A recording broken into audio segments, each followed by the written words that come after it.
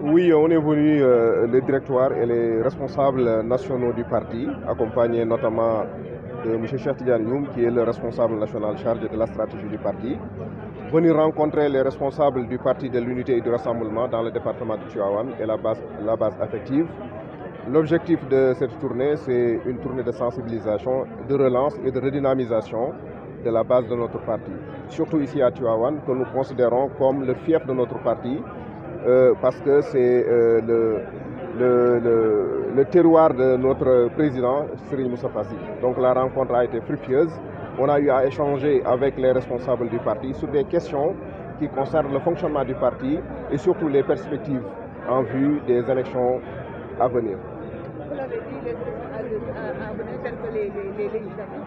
Après votre sortie des locales, vous êtes troisième dans le département de Tivaouane. Quelles leçons vous avez tirées de ces élections? Oui, les leçons que nous avons tirées, nous les avons tirées globalement. C'est-à-dire que la position du PUR, l'ancrage du PUR dans la coalition Yewwi Askan Wi et la victoire que cette coalition donc a eue à l'échelle nationale n'est plus à démontrer. Donc nous nous contentons et nous réjouissons de ces résultats et nous comptons donc consolider les acquis que nous avons eus lors de ces élections législatives parce que le PUR fait partie des partis fondateurs de cette coalition et entend jouer pleinement son rôle pour le développement et la consolidation de cette coalition. Les élections législatives, les parrainages, vous êtes prêts?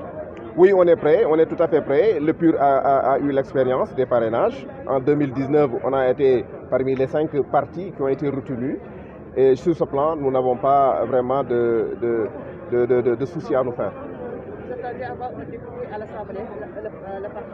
Mais plusieurs députés à l'Assemblée nationale, Inch'Allah, plusieurs députés. Et ce qui est sûr, c'est que c'est la victoire de la coalition Yewwi Askan Wi qui s'annonce. On va probablement vers une cohabitation et ça va chambouler totalement la vie politique au Sénégal. Donc ñu ñëw rek ci olof lan moo waral ngeen di def tournée bi. waaw tournée bi comme ni ma ko waxee léegi dañoo ñëwoon fii nga xam ne nii mooy dëkku suñu président du parti muy Serigne Moustapha di ko ziara au passage. ñu ñëwoon fii ànd ak directoire parti bi ak responsable parti bi ànd surtout ak suñu camarade Cheikh Tidiane Youm bi nga xam ne moo jiite stratégie ci parti bi. ñu ñëwoon rencontrer responsable parti bi waaye rencontrer aussi la base affective du parti ici à Tivaouane ñu doon waxtaanee nan la ñuy fexee ba gën a dëgëral suñu parti ndax ku ne xam na ne parti bi dëgër na waaye nag ñu gën a yokk suñu taxawaay ci biir coalition bi waaye yokk suñu taxawaay ci askan wi yaakaar naa ni échanger nañ ak responsable yi am nañu waxtaan bu am solo te jàpp nañ ne li nga xam ne nii jot nañ ko fee bàyyi comme ay kaddu ak li ñu jokkalante ci kaddu suñu fi jigee ñu liggéey ci parti bi dana gën a dëgër fii ci Tivaouane incha allah. Ak élection locale yi yéen a doon génn troisième yan leçon ngeen ci tiré ak perspective yi nga wax sànq élection locale yi ci ñëw lan lañ war a xaarandi ci yow. waaw li leçon yi ñu ci tiré moom laa la wax léegi dama ne coalition bi ñu nekkoon muy coalition Yewwi Askan Wi ku ne xam na résultat yi mu am ci élection locale yi yaakaar naa fu bëree bëri am nañ fa ndam noonu lañ amee ndam fii ci Tivaouane parce que li fi xew aussi dañuy jàpp ne ndam la te incha allah ndam loolu kanam la jëm. ci législative yi li ñu ci yaakaar mooy coalition Yewwi Askan Wi dana remporter élection yooyu te bis bu ko remporter loolu la ñuy tuddee cohabitation mooy danañ imposer au régime actuel en l'occurrence au président Macky Sall cohabitation boo xam ne nii li muy tekki ni ko sama camarade Cheikh yu waxee sànq mooy Macky Sall dana dem avant 2024. parrainage yi pare nañu. parrainage yi pare nañu PUR tàmm na koo def te fa ñu jaaroon démb barki démb fa la ñuy jaaraat incha allah. ndax PUR dafa bokk ci parti yi nga xam ne nii en terme de structuration ak aussi de représentativité à l'échelle nationale benn parti mënu ko fii ci Sénégal donc sur ce plan amuñu ay soucis yu ñuy def incha allah. non tournée bi am na fenn fu ñu jëkkee dem nañ Thiès dem nañ Dakar ñi ngi Tivaouane te buñ fi jógee aussi am na feneen fu ñuy dem c'est une tournée nationale. danañ dem fépp au Sénégal incha allah. fépp la ñuy dem incha allah du ñu bàyyi fenn waaw merci beaucoup. Ok, bonjour, je m'appelle Gorgui Dia. Je suis le SG de la fédération départementale PUR de Tivaouane. Par ailleurs aussi, j'étais le candidat de Yewwi Askan Wi lors des élections passées pour le département de Tivaouane. Voilà. Aujourd'hui, le directoire est venu ici à Tivaouane. Qu'est-ce qu'on peut tirer de cet échange? D'abord, on les remercie d'avoir fait de Tivaouane donc leur priorité, parce qu'on était en réunion nationale le samedi passé. On avait initié une série de tournées. Ils ont débuté par Dakar. Ils ont fait ce matin l'étape de Thiès. Aujourd'hui, ils sont présentement à Tivaouane, donc dans le cadre de leur tournée de relance des activités du parti. Nous sommes au sein d'une coalition, la coalition Yewwi Askan Wi, mais cela ne doit pas nous empêcher de mener la vie de notre parti, parce qu'on a un parti politique qu'on doit animer. C'est dans ce sens-là que le directoire a initié donc cette série de tournées et on s'est entretenu avec eux sur plusieurs questions, notamment l'évaluation des élections passées, les perspectives concernant les élections à venir, le parrainage et les finances du parti. Donc on s'est longuement entretenu sur ces différents aspects. D'accord. Donc c'est-à-dire que vous remobilisez vos troupes pour être prêts pour les perspectives que vous avez définies. Effectivement, c'est dans ce sens-là qu'ils ont initié cette série de tournées, comme je l'ai dit tantôt, parce qu'on doit remobiliser les troupes, parce que le président du Parti PUR, Serigne Mouhamadou Moustapha Sy, il est aussi le responsable moral du Daïra. Donc lorsqu'ils ont initié cette série de tournées, ils ont confié à cette rencontre-là les responsables du Parti PUR, mais aussi les responsables du mouvement. Donc pour qu'on puisse travailler ensemble pour la réussite, le triomphe donc, du PUR au niveau du département, mais aussi au niveau du Sénégal, à travers donc, la coalition Yewwi Askan Wi. Qu'est-ce que Yewwi Askan Wi peut attendre de vous dans le département? Donc nous, on se dit toujours qu'on est dans Yewwi Askan Wi et on compte y rester. Donc si on est dans une chose et on compte y rester, on doit tout mettre en œuvre pour que cette chose-là marche. On est dans ce sens-là, dans cette dynamique-là. Et les autres responsables avec qui nous partageons cette coalition en sommes conscients.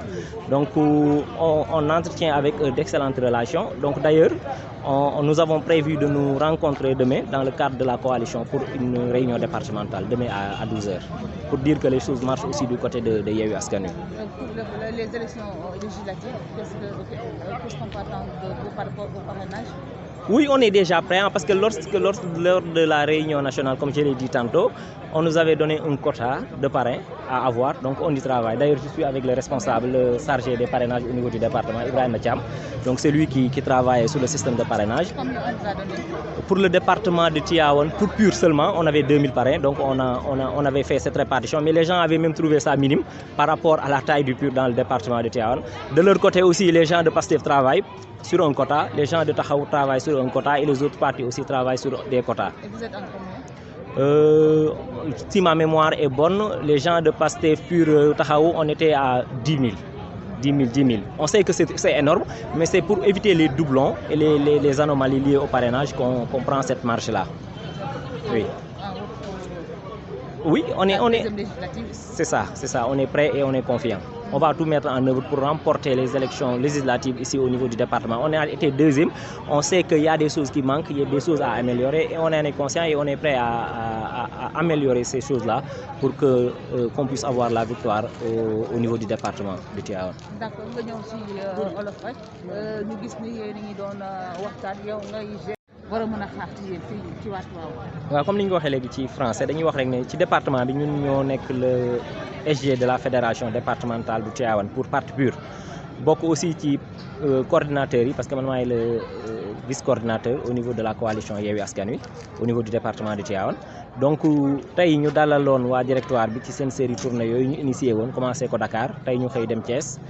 Instant bii ñu nekk Tivaouane envisagé léegi nii continuer vers le nord donc ñu ngi ci série tournée yooyu noonu mais li nga xamante ne nii moom la ñu mën a jàpp ci tournée yi mooy dañu jugee élection jëmaat élection il faut que nag boo jugee élection jëmaat élection nga évaluer élection yi nga jugee mais aussi nga xool perspective yi nga am par rapport ak élection yi di ñëw pour nga mën ci échanger ak ñi nga xamante ne nii ñoom nga seqal terrain bi ci cadre boobu ci lañ ñëwee tey on s'est longuement entretenu ñu échanger bu baax a baax ci parti bi ci coalition bi mais aussi ci élection législative yi di ñëw.